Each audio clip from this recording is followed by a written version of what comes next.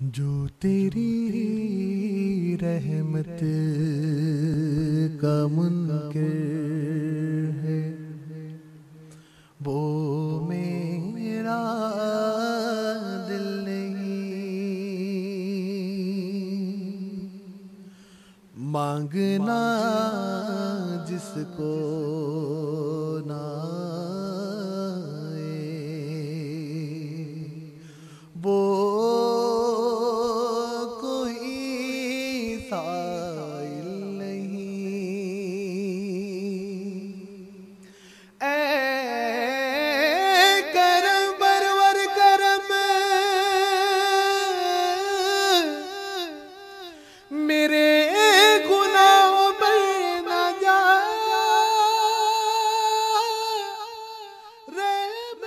نحمده ونصلي ونسلم على رسوله الكريم، اما بعد فاعوذ باللہ من الشیطان الرجیم، بسم اللہ الرحمن الرحیم۔ ربنا وبعث فیہم رسولا منہم یتلو علیہم آیاتک ویعلمہم الکتاب والحکمت ویزکیہم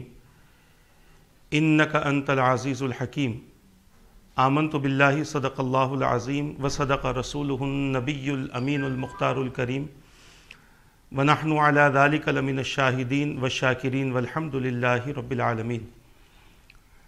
اللہم صلی وسلم وبارک علی سیدنا و مولانا محمد وعلی آلہ واصحابہ وبارک وسلم، صلاۃ و سلاما دائما علیک وعلی آلک واصحابک یا رسول اللہ صلی اللہ تعالی علیہ وسلم۔ عزیزان ملت اسلامیہ، محترم ناظرین و سامعین کرام،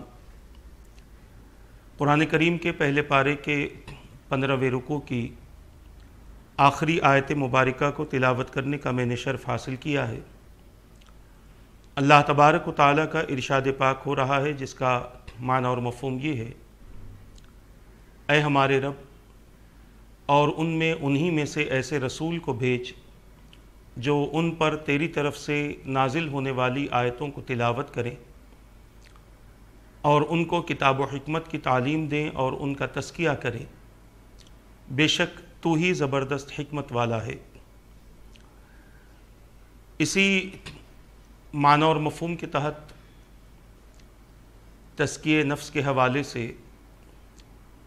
قرآن و حدیث اور اکابرین کے اقوال و احوال کی روشنی میں گناہ سے کیسے بچا جائے، گناہ کس کو کہتے ہیں، اور گناہ کرنے پر کس طرح کے عذابات آتے ہیں، اس کا تذکرہ چل رہا ہے۔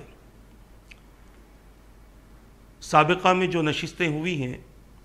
حضور پاک صلی اللہ تعالی علیہ وسلم کی ایک حدیث مبارکہ کی روشنی میں، جس میں میرے آقا صلی اللہ تعالی علیہ وسلم نے بیان فرمایا، مولا علی رضی اللہ تعالیٰ عنہ اس حدیث پاک کے راوی ہیں، کہ جب میری امت 15 قسم کے اعمال کرے گی تو اللہ تبارک و تعالیٰ کی طرف سے ان کے لیے عذاب آنا یقینی ہوگا۔ ان میں سے دوسرا جو قول ہے حضور پاک صلی اللہ تعالیٰ علیہ وسلم کا امانت کے حوالے سے، اس سلسلے میں تفصیلی گفتگو چل رہی ہے، اور امانت کے متعلق جو احادیث پیش کی جا رہی ہے، ان احادیث میں حضور پاک صلی اللہ تعالیٰ علیہ وسلم نے اپنی امت کے لیے کسی بات کو تاکید کے طور پر بیان کیا، تو اس کا بھی مختصر سا اور تفصیلی بھی خلاصہ چل رہا ہے۔ ہماری جو گفتگو چل رہی ہے حضرت معاذ ابن جبل رضی اللہ تعالیٰ عنہ کے فرمان کی روشنی میں، کہ حضور پاک صلی اللہ تعالیٰ علیہ وسلم نے آپ کو چند وصیتیں فرمائی۔ ان میں سب سے پہلی وصیت یہ تھی کہ اللہ سے ڈرتے رہو، سچ بات کہو، وعدہ پورا کرو، امانت ادا کرو، خیانت کو چھوڑ دو، پڑوسی کی حفاظت کرو، یتیم پر رحم کرو، آپس میں نرمی سے گفتگو کرو، آپس میں سلام کرو، اور تواضع اور عاجزی اختیار کرو۔ ان میں چند باتوں کا خلاصہ ہوا، اور تفصیلی بیان جو اس حدیث پاک کی روشنی میں چل رہا ہے اس کا تعلق پڑوسی سے ہے۔ پڑوسیوں کے ساتھ حسن سلوک، ان کے ساتھ اچھے تعلقات، ان کے دکھ درد میں ان کا ساتھ دینا، ان کی راحت میں خوشی کا اظہار کرنا، ان کے جنازوں کے وقت میں ان کے ساتھ رہنا، ان کی تکلیف میں ان کی ضرورتوں کو پورا کرنا۔ اس کے علاوہ بہت ساری باتیں، بہت سارے اقوال جو احادیث سے ہمیں ملتے ہیں، سلسلہ وار یہ باتیں چل رہی ہیں، اور آج پڑوسیوں کے تعلق سے 9واں حصہ ہے۔ سابقہ نشست میں نے عرض کیا تھا حضور پاک صلی اللہ تعالی علیہ وسلم کے فرمان کے حوالے سے کہ حضور پاک صلی اللہ تعالی علیہ وسلم نے اس شخص کو وعید سنائی ہے جو اپنے پڑوسیوں کے ساتھ حسن سلوک نہ کرے اور پڑوسیوں کو تکلیف دیتا رہے، وہ جنت میں نہیں جائے گا۔ یہ تفصیلی نشست، یہ تفصیلی بیان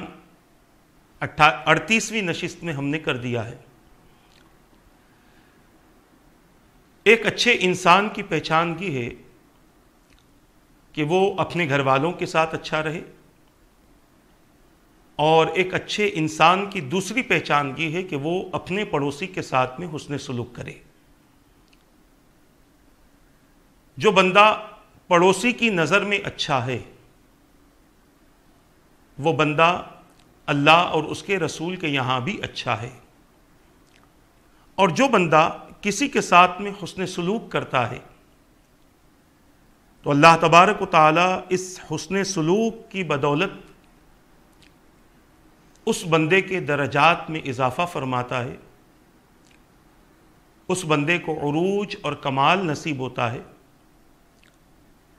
اس بندے کو اللہ تبارک و تعالی کے دربار سے فضیلتیں اور نعمتیں نصیب ہوتی ہیں، اور رب قدیر اپنے بندوں کے سامنے ان بندوں کے فضائل کو بلند فرماتا ہے اور ان بندوں کے مقام کو بلند فرماتا ہے جو بندے حسن سلوک کے ساتھ میں اپنی زندگی گزار رہے ہوتے ہیں،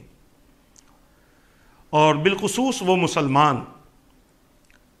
کہ جو اسلامی تعلیمات کی روشنی میں اپنے آپ کو بہتر بناتا ہے اور بہتر بنانے کی کوشش کرتا ہے، تو یقیناً اللہ تبارک و تعالی اس بندے کو بہترین مقام اور بہت زیادہ بلندی نصیب فرماتا ہے۔ حضور پاک صلی اللہ تعالی علیہ وسلم نے ایسے لوگوں کی تعریف بیان کی کہ جو بندہ لوگوں کے ساتھ میں حسن سلوک سے اپنی زندگی گزارتا ہے۔ رسول پاک صلی اللہ تعالی علیہ وسلم نے ارشاد فرمایا، اللہ تبارک و تعالیٰ کے نزدیک لوگوں میں بہترین شخص وہ ہے جو اپنے ساتھی کے لیے بہتر ہو، اور پڑوسیوں میں سب سے بہترین وہ پڑوسی ہے جو اپنے پڑوسی کے لیے بہتر ہو۔ اس حدیث پاک کو امام ترمذی نے سنن ترمذی میں نقل فرمایا ہے۔ اس میں دو باتیں حضور پاک صلی اللہ تعالی علیہ وسلم نے بیان فرمائی۔ پہلا قول تو میرے آقا صلی اللہ تعالی علیہ وسلم کا یہ رہا کہ جو اپنے ساتھی کے لیے بہتر ہو وہ شخص بہترین ہے، اور ظاہر سی بات ہے کہ جسے رسول پاک صلی اللہ تعالی علیہ وسلم بہتر فرما دیں اس سے بہتر تو کوئی اور ہو ہی نہیں سکتا، اور جسے حضور بدتر فرما دیں اس سے بدتر کوئی ہو نہیں سکتا۔ اپنے ساتھی کے ساتھ بہتر ہونے کا مطلب کیا ہے؟ اپنے ساتھی کے ساتھ بہتر ہونے کا مطلب یہ ہے کہ وہ اس کے ساتھ میں حسن سلوک سے پیش آئے اور اخلاق کے ساتھ پیش آئے، اس کے کردار اس کے ساتھ اچھے ہوں، وہ اپنے ساتھی کی دل آزاری نہ کرتا ہو، اسے تکلیف نہ دیتا ہو، اسے پریشان دیکھ کر خوش نہ ہوتا ہو،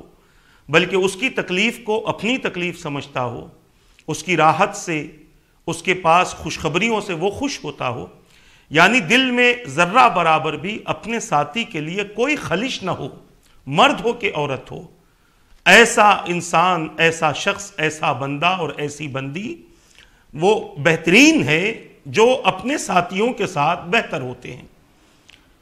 یہ رسول پاک صلی اللہ تعالیٰ علیہ وسلم کی تعلیم ہے، اور آج ہمارا عمل اس کے برخلاف ہے،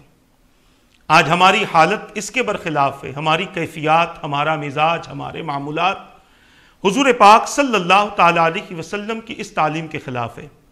آپ دیکھ لیں، ہم اور آپ اپنی اپنی زندگی کا جائزہ لے لیں کہ ہم کتنے لوگوں کے ساتھ اور کتنے لوگوں سے خوش رہتے ہیں اور کتنے لوگوں سے ہمیں تکلیف ہوتی ہے، ہمارے ساتھی سے ہمیں کب تک راحت پہنچتی ہے، کب تک ہم اپنے ساتھی سے خوش ہوتے ہیں اور کب ہم اپنے ساتھی سے تکلیف میں آ جاتے ہیں۔ اللہ تبارک و تعالیٰ اگر آپ کے کسی ساتھی کو اپنی نعمتوں سے سرفراز فرماتا ہے، آپ کی کسی دوست کو، آپ کی کسی سہیلی کو اپنی نعمت سے سرفراز فرماتا ہے، تو ہمیں ناخوش ہونے کی ضرورت نہیں ہے، بلکہ ہم بھی خوشی کا اظہار کریں، کیونکہ جب اللہ خوش ہے تبھی اس بندے کو نعمت عطا فرماتا ہے۔ ہم بھی اس سے خوشی کا اظہار کریں۔ اگر ہم اس سے جلس رکھیں گے، ہم اس سے حسد رکھیں گے، ہم اس کو برا سمجھیں گے، ہم ان چیزوں کو غلط سمجھیں گے کہ اسے ملا مجھے نہیں ملا، تو یہ چیزیں ہمارے لیے ملنے کا سبب نہیں بنتی، بلکہ یہ چیزیں رکاوٹ کا سبب بنتی ہیں۔ سب سے پہلی بات یہ سمجھ لیں کہ بہترین ساتھی کون سا ہوتا ہے۔ آج بہترین ساتھی کے تعلق سے ہمارے نظریات بدل چکے ہیں، کیونکہ دنیا ہمارے ذہن و خیال پر غالب آ چکی ہے، ہمارے دل پر غالب آ چکی ہے، ہمارے سارے جسم پر دنیا غالب آ چکی ہے۔ آج ہم بہترین ساتھی اسے سمجھتے ہیں جو ہمیں برائی کی طرف لے جائے، ہمیں گناہ کی طرف لے جائے، ٹی وی پر سیریل دیکھ کر ہمیں فون کر کے کہے کہ فلاں سیریل بڑا اچھا آ رہا ہے، تم اسے دیکھو، یعنی گناہوں میں ہم کو مصروف کر دے، ہم اسے بہترین ساتھی سمجھتے ہیں، جو ہمیں گھمائے پھرائے، ہمیں ہوٹلنگ کروائے، ہمیں کھانے کھلوائے، ہم سے غلط کام کروائے، ہمیں بار میں معاذ اللہ ہمیں پب میں لے جائے، ایسے لوگوں کو گناہوں کے لیے ہمیں لے جائے، ایسے لوگوں کو ہم بہترین ساتھی سمجھتے ہیں، اور اس کے نہ لے جانے پر ہمیں تکلیف بھی ہوتی ہے، ہم غمزدہ بھی ہوتے ہیں، ہم اس سے ناراض بھی ہوتے ہیں، ہم اس سے شکوے شکایت بھی کرتے ہیں کہ تم نے ہمیں کیوں نہیں کہا، ہم بھی تمہارے ساتھ چل سکتے تھے، ایسا ہوتا ویسا ہوتا۔ یعنی اس طرح سے اس قسم کی باتیں اور اس قسم کی گفتگو ہوتی ہے، ہم یہ سمجھتے ہیں کہ یہ ہمارا بہترین ساتھی ہے، ورنہ حقیقت یہ ہے اللہ کے رسول صلی اللہ تعالیٰ علیہ وسلم نے ارشاد فرمایا، جس حدیث مبارکہ کا مفہوم یہ ہے کہ تمہارا بہترین ساتھی وہ ہے کہ جب تم خدا کو بھولو تو خدا یاد دلا دے، اللہ کو یاد دلا دے، وہ تمہارا بہترین ساتھی ہے۔ عزیزان ملت اسلامیہ، آج ہم اپنے بارے میں غور و فکر کر لیں، ہم کن کو اپنا ساتھی بناتے ہیں یا کن کے ساتھ میں رہنے کی ہم کوشش کرتے ہیں اور کن کے ساتھ میں رہنے کو ہم پسند کرتے ہیں۔ مگر اللہ کے رسول صلی اللہ تعالیٰ علیہ وسلم نے ہمیں بیان فرما دیا ہمارے لیے کہ تمہارا بہترین ساتھی وہ ہے کہ جب تم خدا کو بھولو تو وہ تمہیں اللہ کی یاد دلا دے، اللہ کے احکام بھولو تو بتا دے کہ اللہ کا حکم یہ ہے اور تمہارا عمل یہ ہے، اللہ کی نافرمانی ہو رہی ہے، اللہ اور اس کے رسول کے مرضی کے خلاف کوئی کام ہو رہا ہے تو وہ بتا دے اور وہ ظاہر کر دے کہ یہ تمہارا عمل غلط ہے، یہ تمہارا کام غلط ہے۔ عزیزان ملت اسلامیہ، تو رسول پاک صلی اللہ تعالیٰ علیہ وسلم نے بیان فرما دیا کہ تمہارا بہترین ساتھی وہ ہے جو اپنے ساتھی کے لیے، تم میں بہترین شخص وہ ہے جو اپنے ساتھی کے لیے بہتر ہو۔ اب دوسری بات میرے آقا نے فرمائی، اور پڑوسیوں میں سب سے بہترین وہ ہے جو اپنے پڑوسیوں کے لیے بہتر ہو، یعنی اپنے پڑوسیوں کے ساتھ وہ حسن سلوک کرے، اچھے اخلاق سے پیش آئے، اس کے معاملات اچھے ہوں، اور جس قدر ہو سکے اپنے پڑوسی کو وہ راضی کرتا رہے اور اپنے پڑوسی کو کبھی بھی کسی بھی وقت میں وہ تکلیف نہ دے۔ اللہ کے رسول صلی اللہ تعالیٰ علیہ وسلم نے اس پڑوسی کو بہترین پڑوسی قرار دیا ہے۔ یہ انسان کے لیے بڑی سعادت کی بات ہے کہ انسان کو کوئی اچھا پڑوسی مل جائے، انسان کو کوئی بہتر پڑوسی مل جائے، اور جہاں پر اچھا اور بہتر پڑوسی کی بات ہے تو وہاں پر یہ سمجھ لیں کہ بہتر صرف وہ پڑوسی نہیں ہے جو آپ کی تکلیفیں ہی دور کرے، بلکہ بہتر پڑوسی وہ ہے جو آپ کو اللہ تبارک و تعالیٰ کے ذکر کی طرف اور اللہ کے دین کی طرف متوجہ کرے۔ وہ بہترین پڑوسی ہے، اور وہ ایسا پڑوسی ہے کہ اس کے اعمال سے آپ کو بھی خوشی ملتی ہے، اس کے افعال سے آپ کو بھی خوشی ملتی ہے۔ اور حقیقت یہ ہے کہ بہترین پڑوسی انسان کے لیے بہت زیادہ خوشی کا اور انسان کے لیے بہت زیادہ رضامندی کا سبب بنتا ہے۔ اسی لیے اللہ کی نعمت ہے اس شخص کے لیے جس کو اللہ تبارک و تعالیٰ نے بہترین پڑوسی عطا فرمایا ہے۔ اللہ کے رسول صلی اللہ تعالیٰ علیہ وسلم نے نیک پڑوسی کے حوالے سے ایک حدیث پاک میں بیان فرمایا، جس کا مفہوم یہ ہے، جس کا معنی اور مفہوم یہ ہے، میرے آقا صلی اللہ تعالیٰ علیہ وسلم ارشاد فرماتے ہیں۔ اس حدیث پاک میں 3 باتیں حضور پاک صلی اللہ تعالیٰ علیہ وسلم نے بیان فرمائی۔ ایک، انسان کی سعادت اور اس کی خوش بختی نیک پڑوسی۔ دوسری بات، آرام دہ سواری۔ اور تیسری بات، وسیع مکان۔ یہ 3 باتیں حضور نے فرمائی۔ اس کو امام احمد رحمۃ اللہ تعالیٰ علیہ نے مسند میں، امام حاکم نے مستدرک میں، اسی طرح دیگر ائمہ حدیث نے اپنی اپنی کتابوں میں اس حدیث پاک کو نقل فرمایا ہے۔ 3 باتیں رسول پاک صلی اللہ تعالیٰ علیہ وسلم نے اس حدیث پاک میں بیان فرمائی۔ سب سے پہلی بات ہے کہ انسان کی سعادت، خوش بختی، انسان کے لیے خوشی کا سبب ہے کہ اس کے گھر کے قریب میں نیک پڑوسی رہے۔ یہ انسان کے لیے سعادت کی بات ہے، اس لیے کہ اگر وہ نیک پڑوسی آپ کے قریب ہوگا تو آپ اس نیک پڑوسی کی وجہ سے آپ کے اندر بھی نیکی پیدا ہوگی، اس کے جذبے پیدا ہوں گے،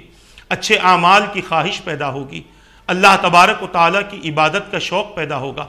اللہ تبارک و تعالیٰ کے ذکر سے اپنے دلوں کو منور کرنے کے جذبے پیدا ہوں گے، اللہ تبارک و تعالیٰ کے احکامات پر عمل کرنے کا جذبہ پیدا ہوگا، اور بہت زیادہ خواہش پیدا ہوگی کہ صرف نیکی عبادت کے ذریعے نہ ہو بلکہ اچھے معاملات کے ذریعے بندے کے اندر نیکی کا جذبہ پیدا ہو۔ اسی لیے اچھا پڑوسی ہوگا تو یقیناً انسان کے اندر بھی اچھائیاں پیدا ہوں گی، مگر یہ اس وقت ہے کہ جب پڑوسی اپنے پڑوسی کو پسند کرے۔ آج کل حالات بالکل اس کے برخلاف ہیں۔ اگر کوئی نیک پڑوسی ہوتا ہے تو آزو بازو والے بڑے پریشان رہتے ہیں کہ ہر بار یہاں سے نعتوں کی آواز آتی ہے، ہر بار محفل نعت ہوتی ہے، ہر بار محفل ذکر ہوتی ہے، ہر بار اللہ اور اس کے رسول کا ذکر ہوتا رہتا ہے۔ بعض لوگوں کو یہ چیز پسند نہیں ہے، ظاہر نہیں کرتے، کیونکہ اگر ظاہر کر دیں گے تو پھر یہ لوگ ان سے سوال کریں گے کہ تم مسلمان ہو کہ نہیں ہو، تمہارے اندر اسلام سے محبت ہے کہ نہیں ہے، اللہ اور اس کے رسول سے محبت ہے کہ نہیں ہے۔ یہ سوال بعض لوگ کر لیں گے، اسی لیے وہ اس کا اظہار نہیں کرتے، مگر تکلیف بہت رہتی ہے کہ اس کے پاس میں محفل ہوتی ہے، لوگ آتے جاتے رہتے ہیں، لوگوں کا آنا جانا چلتا ہے۔ کبھی آپ نے یہ سنا ہے کہ ہمارے اکابرین نے یہاں تک کہ ارشاد فرمایا کہ کسی گھر میں قرآن کی تلاوت ہو تو اس قرآن کی تلاوت کی وجہ سے اللہ تعالیٰ آس پاس کے 40 گھروں میں اس کی برکت نازل فرماتا ہے۔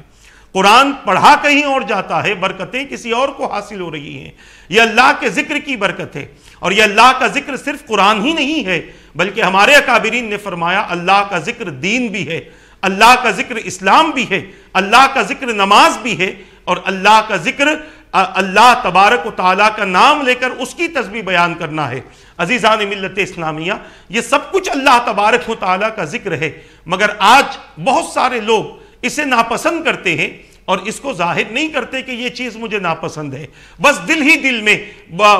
دل میں اس کے لیے اپنے اندر غلط خیالات اپنے اندر پیدا کرتے ہیں۔ کبھی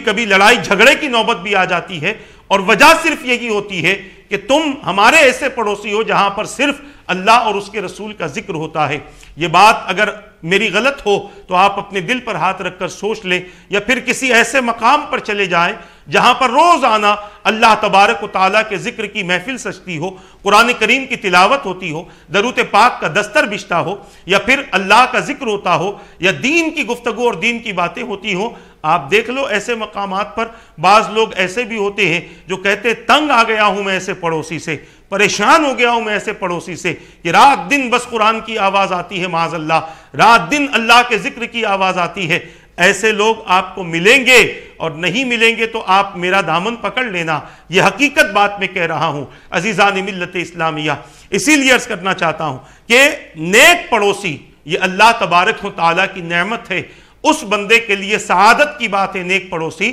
جو بندہ اللہ کے دین کے کاموں میں اور اللہ کے ذکر میں، تلاوت قرآن میں اور درود پاک میں اتنا مصروف نہیں ہو سکتا کہ وہ اپنے کاموں میں لگا ہوا ہے، مگر اللہ تبارک و تعالیٰ اس نیک پڑوسی کی برکت سے اس بندے کے لیے بھی برکتیں نصیب فرماتا ہے، اس بندے کو بھی راحتیں نصیب فرماتا ہے، اس بندے کو بھی اپنی نعمتیں نصیب فرماتا ہے، اس لیے کہ اس کا پڑوسی اللہ تبارک و تعالیٰ کی یاد میں اور اللہ تبارک و تعالیٰ کے ذکر میں مصروف ہے۔ دوسری بات میرے آقا صلی اللہ تعالیٰ علیہ وسلم نے بیان فرمائی، آرام دہ سواری۔ آرام دہ سواری کا مطلب یہ ہے کہ جس سواری سے آپ کو کوئی تکلیف نہ ہو اور اطمینان سے آپ اپنے مقام تک جا آ سکے، یہ آرام دہ سواری۔ آرام دہ سواری کا ہرگز یہ مطلب نہیں ہے کہ بندہ ایسی سواری کو تلاش کرے یا ایسی سواری اپنے پاس میں رکھے جو کبھی کبھی استعمال ہوتی ہو اور لاکھوں روپیہ اس پر لگا ہوا ہو، کروڑوں کی وہ چیز ہو مگر وہ کبھی کبھی استعمال ہوتی ہو، بس ایک شوق ہو انسان کو کہ میرے پاس میں یہ چیز ہونی چاہیے۔ یہ بات ذہن میں رکھ لیں، اسلام ضرورت کے حوالے سے ضرورت کو پوری کرنے کی تعلیم دیتا ہے، اسلام شوق کے خلاف ہے۔ شوق جب ایک انسان کے اندر پیدا ہوتا ہے تو وہ نہ جانے کون کون سا جرم کر لیتا ہے، اس کا اندازہ نہیں ہوتا۔ ایک غریب انسان کو دولت کمانے کا شوق ہوتا ہے تو اس کی حالت یہ ہوتی ہے کہ جب وہ دولت کمانے لگتا ہے تو اسے یہ بھی خیال نہیں رہتا کہ میں جھوٹ بول کر کما رہا ہوں، میں دھوکہ دے کر کما رہا ہوں، میں غلط بول کر کما رہا ہوں، لوگوں کو تکلیف دے کر میں کما رہا ہوں۔ لہٰذا انسان کو بس یہ ایک شوق ہوتا ہے کہ میرے پاس بھی دولت ہو، بازو والے کے پاس گاڑی ہے میرے پاس اس سے بڑی گاڑی ہو، بازو والے کے پاس مکان ہے میرے پاس اس سے بڑا مکان ہو، بازو والے کے پاس سونا چاندی ہے، زیور ہے، اس کی بیوی کئی تولے سونا پہن کر نکلتی ہے، میری بیوی کے پاس بھی کئی تولے سونا ہو، اس سے زیادہ سونا ہو، اس سے زیادہ ہیرے جواہرات ہو، اس سے زیادہ زیور ہو، میرا بچہ سائیکل پر جاتا ہے، فلاں کا بچہ گاڑی پر جاتا ہے، اس سے بڑی سواری میری اولاد کے پاس ہو۔ جب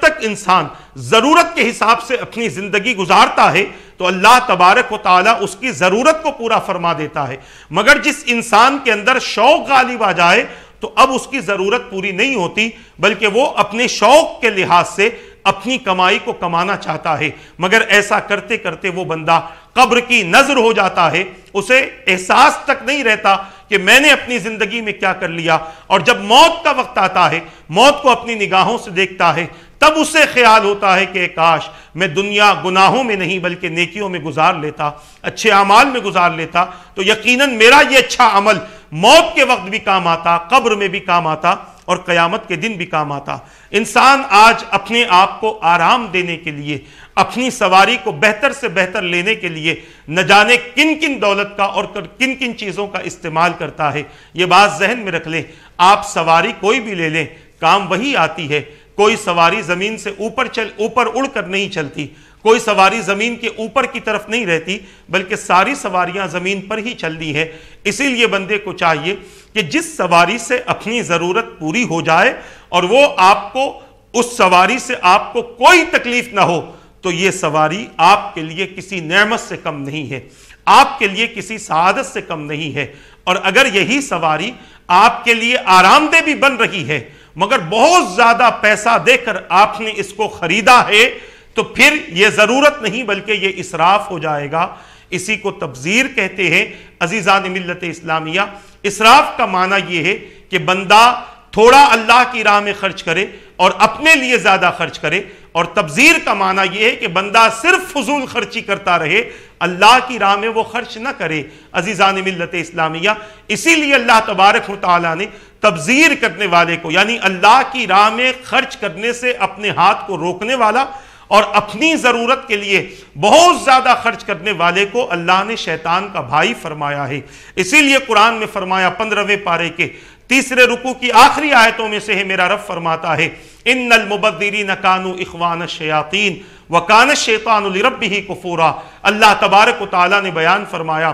کہ بے شک فضول خرچی کرنے والے، تبذیر کرنے والے یہ شیطان کے بھائی ہیں، اور بے شک شیطان اپنے رب کا ناشکرا ہے یا اپنے رب کا کافر ہے، اپنے رب سے کفر کرنے والا ہے۔ لہٰذا اگر کوئی تبذیر کر کے، اسراف کر کے اگر کوئی شیطان کا بھائی بننا چاہتا ہو تو یہ اس کی اپنی مرضی ہے، اور اگر کوئی اپنی ضرورت کے حساب سے اپنی زندگی گزار کر زائد پیسوں کو اللہ کی راہ میں خرچ کرتا رہتا ہے تو ایسا بندہ سخی ہوتا ہے۔ اسی بندے کو سخاوت کرنے والا کہتے ہیں، اور سخاوت کرنے والا اللہ تبارک و تعالیٰ کا نہ صرف اللہ کا محبوب بندہ ہوتا ہے بلکہ کائنات کا محبوب بندہ ہوتا ہے۔ میرے پیارے آقا صلی اللہ تعالیٰ علیہ وسلم کے پیارے دیوانوں، محترم ناظرین و سامعین کرام، اسی لیے جب کبھی سواری لینے کی بات آئے تو جس سواری سے آپ کی ضرورت پوری ہو سکتی ہے وہ سواری خریدیں۔ آپ کے شوق کے لیے سواری خریدیں گے تو اب جتنا آپ نے فضول خرچ کیا ہے اللہ کی بارگاہ میں اس کا جواب دینا ہے۔ آج ہم دیکھ لیں ٹو ویلرز کئی ریٹس کے ملتے ہیں، اور ان میں بھی پہلے گاڑیاں ضرورت کے حساب سے آتی تھیں، آج شوق والی گاڑیاں بھی آج مارکیٹ میں آ چکی ہیں۔ اور بہت سارے لوگ جن کے پاس میں بہت دولت ہے، جن کی دولت غریبوں فقیروں کے کام نہیں آتی، جن کی دولت مسکینوں کے کام نہیں آتی، جن کی دولت مسجد اور مدرسوں کے لیے کام نہیں آتی، ایسوں کی دولت ایسے ہی کاموں میں خرچ ہو جاتی ہے۔ ضرورت کے حساب سے گاڑی لینے کے بجائے شوق والی گاڑی لیتے ہیں تاکہ لوگوں میں فخر کر سکیں، لوگوں کے اندر ہماری ناک اونچی ہو، لوگوں کے سامنے ہم سینہ تان کر رہیں، اور جب اس گاڑی پر سوار ہوں تو ایسا رہے کہ ہمارے جیسی گاڑی کسی کی نہیں ہے، ہمارے برابر گاڑی کسی کی نہیں ہے۔ آج آپ دیکھ رہے ہیں اس قسم کے انسانوں کو کہ جو راستوں پر بھی چلتے ہیں گاڑیوں میں سوار ہو کر، ان کا چلنے سے بھی فخر ظاہر ہوتا ہے، تکبر اور گھمنڈ ظاہر ہوتا ہے۔ تم اسے پسند کرتے ہو، شیطان اسے پسند کرتا ہے، اللہ تبارک و تعالی فخر کرنے والے اور گھمنڈ کرنے والے کو پسند نہیں فرماتا۔ آپ اپنی ضرورت کے حساب سے اپنی سواری کا انتخاب کریں تاکہ اس کے ذریعے آپ کی ضرورت پوری ہو، اور جو زائد رقم آپ کے پاس میں موجود ہے اسے خرچ کرنا ہی ہے تو کسی بے سہارا غریب کا سہارا بن جاؤ، کسی یتیم بچے کو جو پڑھنا چاہتا ہے اس کی تعلیم کے لیے اس کی فیس بھر دو، کسی غریب کی مدد کر دو، کسی کے گھر میں اناج ڈلوا دو، کسی کے گھر کی دیواریں درست کر دو، کسی کے گھر میں چھت نہیں ہے اور پانی ٹپکتا رہتا ہے اس کے گھر کی چھت درست کر دو، کسی کے گھر کی دیواریں گر گئی ہیں، آپ کے پاس زائد رقم ہے تو اس کے گھر کی دیواریں اٹھا دو۔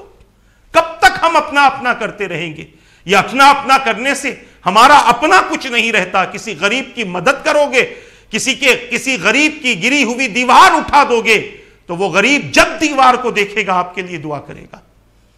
آپ کا بیٹا آپ کی گاڑی لے کر، آپ کی زائد رقم کی گاڑی لے کر کبھی آپ کے لیے دعا نہیں کرے گا، بلکہ اس کا شوق کچھ اور تھا، آپ نے کچھ اور دلا دیا تو وہ گاڑی چلاتے ہوئے بھی آپ کو برا بھلا کہے گا۔ تو میں یہ عرض کرنا چاہتا ہوں، کسی غریب کے گھر کی چھت ٹپک رہی ہے، آپ اس کے گھر کی چھت ڈلوا دو۔ جب تک وہ چھت کو دیکھتا رہے گا، اس کی اولادیں چھت کو دیکھتی رہیں گی، آپ کے لیے اس کے دل سے دعا نکلے گی۔ کل میں نے ایک حدیث پاک آخری نشست میں جو پیش کی تھی کہ قیامت کے دن اللہ تبارک و تعالیٰ کی بارگاہ میں ایک فقیر ایک مالدار کا ہاتھ پکڑے گا جو اس کا پڑوسی تھا، اور کہے گا مولا اس سے پوچھ اس نے میری مصیبت میں مدد کیوں نہیں کی، اس نے میری تکلیف میں کیوں مدد نہیں کی، اس نے میرے لیے اپنے گھر کے دروازے کیوں بند رکھے تھے، اپنی عطا کے دروازے اس نے میرے لیے کیوں بند رکھے تھے۔ قیامت کے دن پوچھے گا، سوال ہوگا۔ تو ضرورت کے لیے جو سواری آپ کو آرام دیتی ہے وہ سواری آپ لے لیں، یہ سعادت کی بات ہے، خوش بختی کی بات ہے، اور میں یہ کہوں کہ یہ میرے رب کی نعمت ہے۔ پھر تیسری بات میرے آقا صلی اللہ تعالی علیہ وسلم نے بیان فرمایا کہ تیسری بات اس کا وسیع مکان، چوڑا مکان، بڑا مکان، یہ سعادت اور خوش بختی کی بات ہے انسان کے لیے، اس کا وسیع مکان۔ اور پھر یہاں پر یہی بات سمجھ لیں کہ وسیع مکان کا مطلب یہ ہے کہ جس مکان میں آپ آسانی کے ساتھ رہ سکتے ہیں۔ وسیع مکان کا ہرگز یہ مطلب نہیں ہے کہ آپ کئی ایکڑوں پر مکان بنا لو اور رہنے والے 4 لوگ ہوں۔ زمین کا وہ حصہ جو آپ فضول میں چھوڑے ہوئے ہیں، زمین کا وہ حصہ کسی غریب کو مکان بنا کر دے دو۔ میری بات سننے والے سمجھیں گے میں بہت بڑی بڑی باتیں کر رہا ہوں، یہ بڑی بڑی باتیں میں اپنی زبان سے نہیں کہہ رہا ہوں، قرآن و حدیث کی روشنی میں اس کا خلاصہ کرتے ہوئے عرض کر رہا ہوں۔ آپ نے سنا ہوگا قرآن کریم کی آیت، مجھی سے سنی ہوگی، صحابہ نے حضور پاک صلی اللہ تعالی علیہ وسلم سے سوال کیا تھا کہ حضور کس پر خرچ کریں؟ پہلے پوچھا کتنا خرچ کریں؟ تو فرمایا گیا ضرورت سے جو زیادہ تمہارے پاس ہو وہ اللہ کے بندوں پر خرچ کر دو۔ پھر پوچھا کس پر خرچ کریں؟ تو اللہ نے فہرست بیان فرما دی، قل ما انفقتم من خیر فللوالدین والاقربین والیتامی والمساکین وابن السبیل وما تفعلوا من خیر فإن اللہ بہ علیم۔ دوسرے پارے کے 10ویں رکوع کی آخری آیتوں میں سے یہ آیت ہے اور آخری ہی آیت ہے۔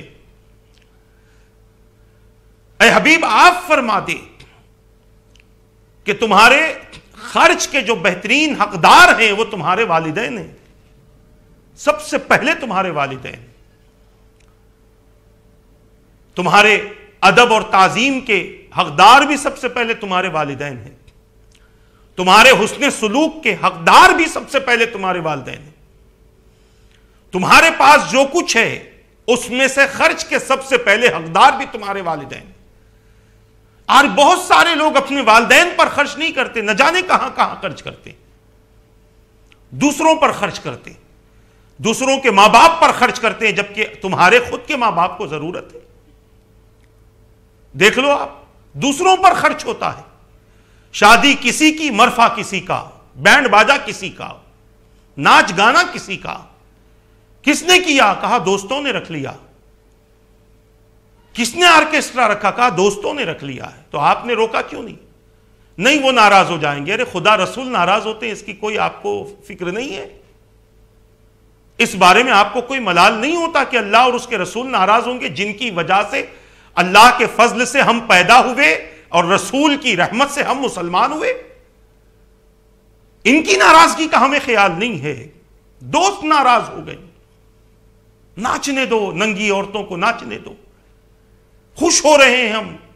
اور دوستوں کو شکریہ بھی ادا کر رہے ہیں، بہت بہت شکریہ، آج آپ نے ہماری محفل میں 4 چاند لگا دیے۔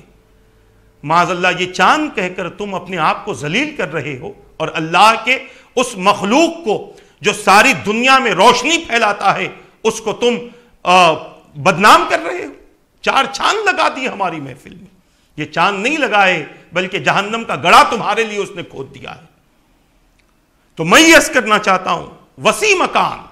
وسیع مکان کا مطلب یہ ہے جس مکان میں آپ اپنی ضرورت پوری کر سکتے ہیں اس کو وسیع مکان کہا گیا۔ زمین بڑی ہے،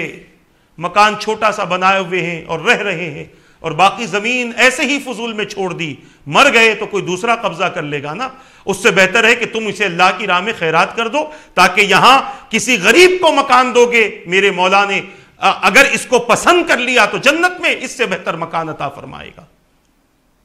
کیوں اپنی زمینوں کو خالی چھوڑ کر دوسروں کے حوالے کر دیتے ہو؟ آپ کے پاس بہت ہے تو کسی غریب کو دے دو، تاکہ وہ آپ کے دینے سے خوش ہو، اور جب تک اس مکان میں رہے وہ آپ کو دعائیں دیتا رہے۔ حضور نے وسیع مکان کو سعادت کی بات بیان فرمائی ہے اور خوش بختی کی بات بیان فرمائی ہے۔ عزیزان ملت اسلامیہ، یہ پڑوسی کے حقوق ہے۔ انشاءاللہ تبارک و تعالی اس حوالے سے اور 1-2 نشستیں، انشاءاللہ شاید 1-2 نشستیں یا 3 نشستیں اور بھی ہوں گی، آپ اس کو نہ صرف سنیں بلکہ اس پیغام کو آپ لوگوں تک پہنچائیں۔ اگر میرے کہنے میں تکلیف ہوتی ہو تو میں معافی کا خواستگار ہوں، مگر حقیقت یہی ہے آج ہم جس اللہ اور اس کے رسول کے فرمان کے خلاف کر رہے ہیں، اس سے ہمارے لیے سوائے نقصان کے کچھ نہیں ہے۔ بہتر یہ ہے کہ بندہ اللہ اور اس کے رسول کے فرامین پر عمل کرتے ہوئے اپنی زندگی گزارتا رہے، تاکہ اس کی زندگی مرنے کے بعد اس کی زندگی کے نیک اعمال اور اس کا حسن سلوک اس کے کام آئے، اور اللہ تبارک و تعالیٰ کا فضل اس بندے کو ہمیشہ نصیب ہو۔ اللہ تبارک و تعالیٰ سے دعا ہے کہ جو کچھ کہا گیا کہنے میں غلطی ہو تو اپنے حبیب کے صدقے معاف فرما دے۔ ان باتوں پر مجھے اور ان سب کو عمل کرنے، دوسروں تک پہنچانے کی پروردگار توفیق عطا فرما برحمتک یا ارحم الراحمین۔ وما علینا الا البلاغ المبین۔ السلام علیکم